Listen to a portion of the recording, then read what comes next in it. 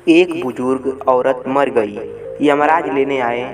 औरत ने यमराज से पूछा, आप मुझे स्वर्ग लेने आए हैं या नरक? यमराज बोले, दोनों में से कहीं नहीं। तुमने इस जन्म में बहुत ही अच्छे कर्म किए हैं, इसलिए मैं तुम्हें सीधे प्रभु के धाम ले जा रहा हूँ। बुजुर्ग औरत खुश हो गई और बोली, धन्यवाद, पर मेरी आपसे एक विनती है। मैंने यहाँ धरती पर सबसे स्वर्ग नरक के बारे में बहुत सुना है, इसलिए मैं एक बार दोनों जगहों को देखना चाहती हूँ।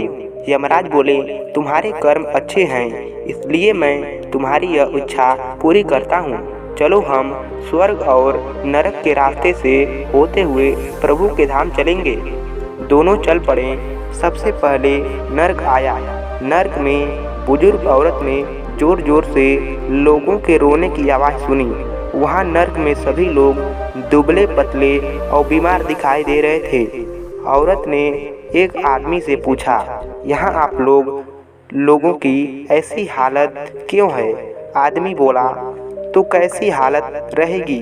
मरने के बाद जब से यहाँ आए हैं हमने एक दिन भी खाना नहीं खाया। भूख से हमारी आत्माएं तड़प रही हैं। बुजुर्ग औरत की नज़र एक विशाल पतीले पर पड़ी, जो कि लोगों के कद से करीब 100 फीट ऊंचा होगा। उस पतीले के ऊपर एक विशाल चम्मच लटका हुआ था। पतीले में बहुत ही शानदार खुशबू आ रही थी। बुजुर्ग औरत ने उस आदमी से पूछा, इस पतीले में क्या है? आदमी मायूस होकर बोला, ये पतीला बहुत ही स्वादिष्ट खीर से भरा है, समय पर भरा है। बुजुर्ग औरत ने हैरानी से पूछा, इसमें खीर है तो आप लोग पेट भर के ये खीर खाते क्यों नहीं? भूख से क्यों तड़प रहे हैं? आदमी रो रो कर बोलने लगा, कैसे खाएं? ये पतीला 100 फीट ऊंचा है, हम में से कोई भी उस पतीले तक नहीं पहुंच सकता। यह सुन बुजुर्ग औरत को उन पर तरस आ गया। सोचने लगी, बेचारे खीर का पतीला होते हुए भी उसे बेहाल है। ईश्वर ने इन्हें यही दंड दिया होगा। अब यमराज बुजुर्ग से औरत से बोले, चलो हमें देर हो रही है। दोनों चल पड़े। कुछ देर चलने पर स्वर्ग आया। वहाँ पर बुजुर्ग औरत को सबके हंसने खिलखिलाने की आवाज़ सुनाई दी। सब लोग बहुत खुश दिखाई दे रहे थे। उनको खुश देखकर बुजुर्ग औरत भी खुश हो गई। पर वहाँ स्वर्ग में भी बुजुर्ग औरत की नज़र वैसे ही 100 फीट ऊंचे पतीले पर पड़ी जैसा नर्क में था। उसके ऊपर भी वैसा ही चम्मच रखा हुआ था। बुजुर्ग औरत ने वहाँ लोगों से पूछा, इस पतीले में क्या है? स्वर्ग के लोगों बोले, इसमें बहुत ही स्वादिष्ट खीर है।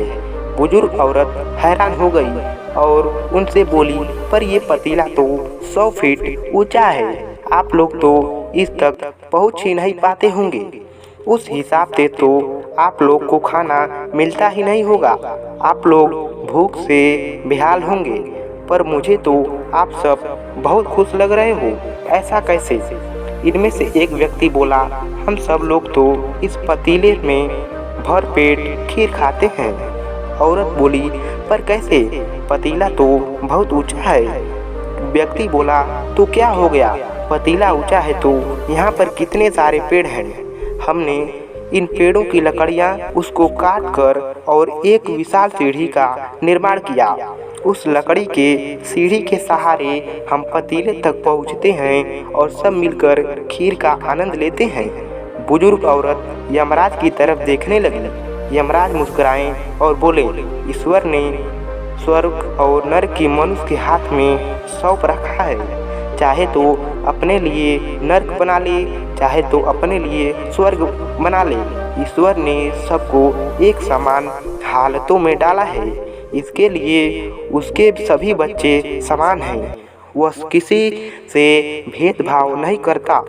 वहाँ नरक में भी पेड़ पौधे सब थे, पर वह लोग खुद ही आलसी हैं। उन्हें खीर हाथ में ही चाहिए।